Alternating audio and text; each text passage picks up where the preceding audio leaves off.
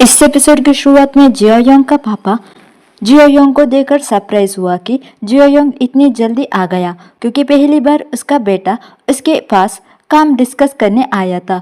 Join ने फिर अपनी कंपनी डेवलपमेंट प्रपोजल प्रेजेंट की जो चेयरमैन जियो को बहुत ही एक्सीलेंट लगा। ऑफिस वापस आते ही जियोयोंग ने लिन मियो को सू चेंगजुन के साथ रूफटॉप वेडिंग के डिटेल डिस्कस करते हुए देखा जो मैनेजर ऊ की तरफ से पूछ रहा था। जियोयोंग ने लिन मियो को टाइम वेस्ट करने का इल्जाम लगाया, फिर असर्ट किया कि अब से चाहे इशू बड़ा हो या छोटा तुझे हर चीज मुझे रिपोर्ट करनी होगी और तुम अकेले कोई डिसीजन नहीं ले सकती। कुछ ही देर बाद जोयन ने सबको एक इम्पोर्टेंट डिस्कस के लिए बुलाती है। जियोयोंग ने जानबूझकर लिन मियो को उनका साथ आने से मना कर दिया। ए बोल कर कि तुम पीछे रुककर सेल्फ रिफ्लेक्शन करो। टीम का काम शुरू होते ही जियोयोंग अपने आप से बात करने लगा। लिन मियो को मैं बताता हूँ कौन सिली एंड इनकेपेबल और नो अचीवमेंट पर्सन है और वादा किया कि मैं उसे लेसन सिखाऊंगा। थोड़ी ही देर बाद उसने नोटिस किया कि लिन मियो वहां से गायब है। लिन मियो तेजी से वेलफेयर सेंटर पहुंची, एक प्लान करते हुए कि वो लिनवेंजन बनकर एक्ट करेगी और इंश्योर करेगी कि उसकी ग्रैंडमदर की चेकअप हो जाए क्योंकि उसे लग रही थी कि इस इंसिडेंट होने में अभी 5 घंटे बाकी है। लेकिन वहां पहुंचते ही उसने देखे कि लिनवेंजन ऑलरेडी अपने ग्रैंडमदर के बेड साइड पर रो रही थी और बिल्कुल सैड थी। ये देखकर लिन मियो कम्प्लीटली टूट गई, समझकर कि ट्रेजेडी एक्सपेक्टेड टाइम से पहले ही हो चुकी है। फोन पर लिनवेंजन को जॉब से फायर कर दिया गया और वो रोकर एक्सप्लेन कर रही थी कि मेरी ग्रैंडमदर की स्टेट खराब है और मेरी बॉयफ्रेंड का एक दिन पहले कार एक्सीडेंट हुआ था।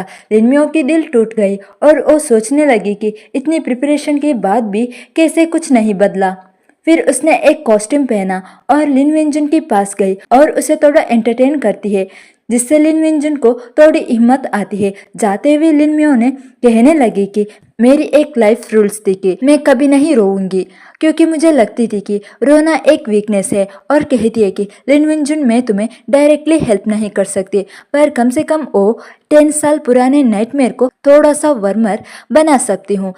लिनवेंजन ने उस अननोन डियरेस्ट स्ट्रेंजर को कंफर्ट के लिए थैंक यू बोली। दूसरा जियोयोंग और जोयन रात भर जाकर कंपनी डेवलपमेंट प्रपोजल फाइनलाइज करते रहे। अगले मीटिंग में चेयरमैन जियो ने प्रपोजल को प्राइज किया, स्पेशली उस प्लान को जिसमें विजिटिंग कस्टमर एक्सपीरियंस ऑफिसर को 24 आवर पर्सनल बटलर असाइन करने का आइडिया था। उसने तुरंत नोटिस किया कि असिस्टेंट लिन मियो को कोई टास्क असाइन ही नहीं किया था। जियोयोंग ने बोला कि लिन मियो इस प्रोजेक्ट में इन्वॉल्व नहीं होगी, लेकिन चेयरमैन ने फर्मली इंसिस्ट किया कि लिन मियो जरूर इस प्रोजेक्ट का हिस्सा बनना चाहिए वरना प्लान एक्सेप्टेबल नहीं होगा। जियोयोंग प्रोटेस्ट करने ही वाला था पर जोयन ने तुरंत इंटरफियर करके उसकी तरफ से एग्री कर लेती है और प्रॉमिस की कि मैं लिन मियो के लिए एक सुटेबल रोल ढूंढ लूंगी जिससे वो फुल्ली पार्टिसिपेट कर सके।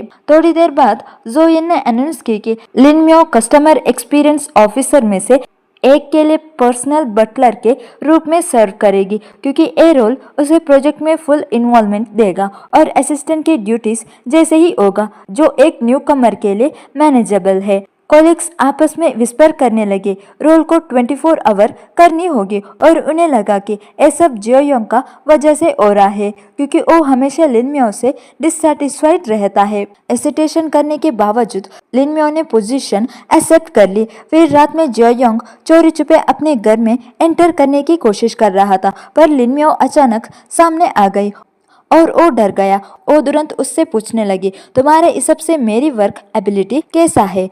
क्यों तुम मेरे साथ इतना बुरा बिहेव करते हो और क्यों मुझे एक ऐसा रोल में डाल दिया गया जिससे मैं बिल्कुल अनफेमिलियर हूँ। जियोयोंग अपने आप को रॉन्ग फील करते हुए बोला कि ये ऑर्डर मेरा नहीं था बल्कि मेरा पापा का था जो तुम्हें भी काम में शामिल करने कह रहे थे। लेकिन लिन मियो ने उसका एक्सक्यूज को कम्प्लीटली डिसमिस कर देती है, उस पर ब्लेम शिफ्ट करने का इल्जाम लगाते हुए और कहती है कि तुम्हारा इस काम से पूरा प्रोजेक्ट रिस्क में डाल सकता है।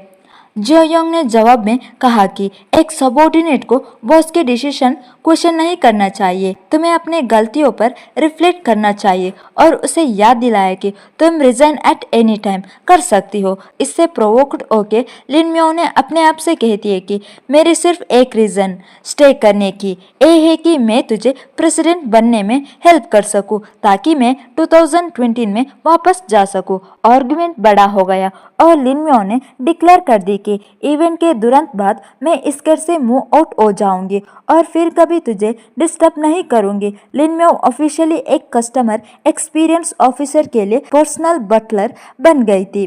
बाद में जियोंग जोयन के पास आया सजेस्ट करते हुए कि लिन म्यो को पर्सनल बटलर नहीं रहना चाहिए क्योंकि उसके पास प्रोफेशनल ट्रेनिंग नहीं है और मुझे डर है कि वो थिंग्स को वर्स कर देगी और कहता है कि लिन म्यो वापस मेरा असिस्टेंट बन जाए, लेकिन लिन म्यो ने अपनी जगह पकड़कर इस ऑफर को रिजेक्ट कर देती है।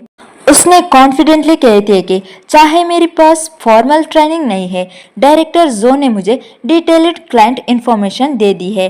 होटल के बाहर जोयन को एक स्ट्रे कैट मिली जिसे वो अंदर ले आई। उसने उसकी नाम लकी रखी और प्लान की कि इवेंट खत्म होने तक उसे स्टोर रूम में रखेगी फिर घर ले जाएगी। बाद में चेयरमैन जो ने चेयरमैन जियो को अपने कंसर्न बताया कि मेरी बेटी जोयन कंट्री वापस आते ही इतना बड़ा प्रोजेक्ट ले रही है और डर था कि वो ट्रबल में फंस ना जाए। लेकिन चेयरमैन जियो पूरी तरफ से कॉन्फिडेंट थे, बोलते हुए कि the future belongs to the youngers और उन्हें चांस देने से अनएक्सपेक्टेड सरप्राइज भी मिल सकते हैं। दूसरी ओर लिन म्यो ने मिस्टर सुई का होटल रूम केयरफुली क्लीन की और जियोंग क्लाइंट प्रोफाइल को रिव्यू करने के बाद प्रोफाइल में मिस्टर सुई की बहुत सारे स्पेसिफिक डिमांड्स लिस्टेड थे। एलर्जीज की वजह से डस्ट फ्री इन्वायरमेंट, सर्व ओसीडी की वजह से सिर्फ regular shaped food, absolute silence, nuts और लोटस स्ट्रिक्टली अवॉइडेड था और एक इंडिजिव पर्सनैलिटी। जियोंग कंसर्न किया कि लिन म्यो शायद मिस्टर सुई को हैंडल नहीं कर पाएगी। जियोंग ने सीक्रेटली सेक्रेटरी जैन को ऑर्डर दिया कि तुम लिन म्यो को चुपके से देखो और उसकी हर मूव रिपोर्ट करो, पर स्ट्रिक्टली वार्न किया कि तुम कभी भी मेरा नाम रिवील ना करो। फिर सेक्रेटरी जैन ने को इंसिडेंटली हेल्प ऑफर करने की कोशिश की, लेकिन लिन म्यो ने पोलाइटली मना कर दिया क्योंकि मैं पहले ही पूरा रूम क्लीन और इंस्पेक्ट कर चुकी हूँ। जब उसने सेंस की कि सेक्रेटरी जैन के पीछे जियोंग ही है, उसने डायरेक्टली पूछ ली कि जियोंग को मुझसे क्या नाराजगी है। सेक्रेटरी जैन ने जियोंग का इमेज प्रोटेक्ट करते हुए बोला कि मैं तुम्हारी जॉब को देख रही थी ताकि प्रेसिडेंट जियोंग को ब्लेम ना मिले। फिर जब जियोंग को जैन से पता चलता है कि लिन म्यो स्विमिंग पूल पर है, जियोंग तुरंत वाटर क्वालिटी चेक करने का एक्सक्यूज बनाकर पूल की तरफ दौड़ गया। जोयन और बाकी लोग भी उसका पीछे गए। स्विमिंग पूल पर लिन म्यो वाटर टेम्परेचर चेक कर रही थी, इंश्योर करते हुए कि वो मिस्टर सुई के exact requirement 26.5 to 27.3 degree Celsius के बीच हो और अपने आप से कहने लगी कि काश मैं एक जल्दी काम फिनिश करके होटल से निकल सकूं। जियोंग उसे देखकर अनईजी फील करने लगा। जब लिन म्यो जाने वाली थी, सेक्रेटरी जैन ने उसे अचानक से गलती से डरा दिया। जियोंग तुरंत आगे बढ़कर उसे पुल बैक करने की कोशिश किया, पर पैनिक में लिन म्यो ने गलती से उसे फूल में धक्का दे देती है। जोयन ने शॉक में गुस्सा हो गई लिन म्यो को प्रोटेक्ट करने के लिए।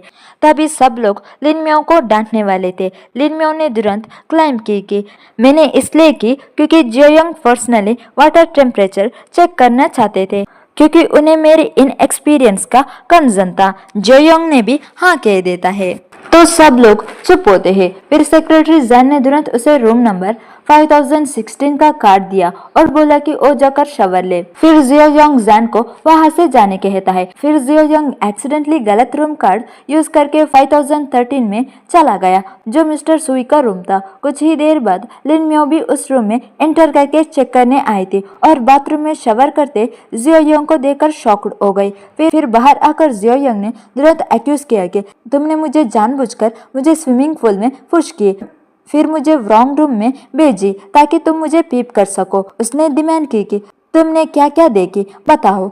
लिन म्यो ने आंखें घुमाते हुए उसका ब्लेम को झूठ बोलकर डिसमिस की और कहती है कि क्या देखा ये इम्पोर्टेंट नहीं है और मुझे पीप करने की बिल्कुल भी नेसेसिटी नहीं थी। उसने जियोंग को बोला कि तुम फ्लोर पर गिरा पानी क्लीन करो और अपने एक्चुअल रूम में वापस चले जाओ क्योंकि ये मिस्टर सुई का रूम क्लीन कर सके। दोनों के बीच आर्गुमेंट चल रहा था। अचानक पावर चली गई। जियोंग ने एक्सप्लेन किया कि लाइजूर के एडमिनिस्ट्रेटिव फ्लोर पर इमरजेंसी पावर सिस्टम है और 5 मिनट्स में पावर वापस आ जाएगा। डार्कनेस में लिनम्यो से गलती से जियोंग का बाथरूम पुल ऑफ हो गया और वो तुरंत अपनी आंखें कवर कर गई। जियोंग ने डिमांड किया कि तुम या तो अपोलाइज करो या मेरा बाथरोब वापस पहनने में हेल्प करो। जब उसने अपोलाइज करने से मना किया तो उसने इंसिस्ट किया कि तुम मेरा बाथरोब पहनाओ और बेल्ट टाई करो वरना लाइट आते ही मैं ऑफ ड्रेस ही खड़ा रहूंगा। तो लिनम्यो ने मजबूरी में बाथरोब सही करती है। पावर वापस आते ही लिनम्यो की पेट ग्रोल करने लगा। जियोंग ने उसे एप्पल ऑफर किया पर लिनम्यो ने जल्दी से उसे रोक लिया, एक्सप्लेन करते हुए कि मिस्टर सुई को ओसीडी की वजह से फ्रूट प्लेट में सिर्फ ऑड नंबर ऑफ फ्रूट्स होना चाहिए। जियोंग अनफेज्ड रहा, एक एप्पल का एक बाइट लिया और फिर एक एप्पल लिनम्यो को ऑफर किया, जोकिंगली रिमार्क करते हुए ऑड नंबर मेंटेन करने के लिए you have to eat another one. फिर उसने लिनम्यो को बोला कि तुम मेरे रूम में जाकर मेरा क्लोथ्स लेकर आओ। रूम कार्ड लेकर लिनम्यो उसका रूम में गई और कपड़े ढूंढते हुए उसने जियोंग का जैकेट के अंदर अपनी रेजिग्नेशन लेटर देखी। उसे तुरंत पता चलती है कि जियोंग इसलिए मुझसे रूड से बिहेव कर रहा था। फिर वो उसका सामने जाकर पूछी कि तुम मेरी थिंग्स को सीक्रेटली चेक क्यों किए थे। जियोंग ने जवाब दिया कि वो इंस्पेक्शन था क्योंकि तुम एक स्ट्रेंजर हो जो मेरे घर में रहती हो। लिनम्यो ने क्लैरिफाई की कि मैं कभी रिजिग्नेशन लेटर सबमिट करने का इंटेंशन नहीं रखी थी और उसे तारीफ करती है कि तुम्हारा काम अब अच्छा है। जियोंग ने थोड़ा नॉटी स्टाइल में वर्डी और ऑफ कोर्स बोलकर वहां से एग्जिट कर लिया।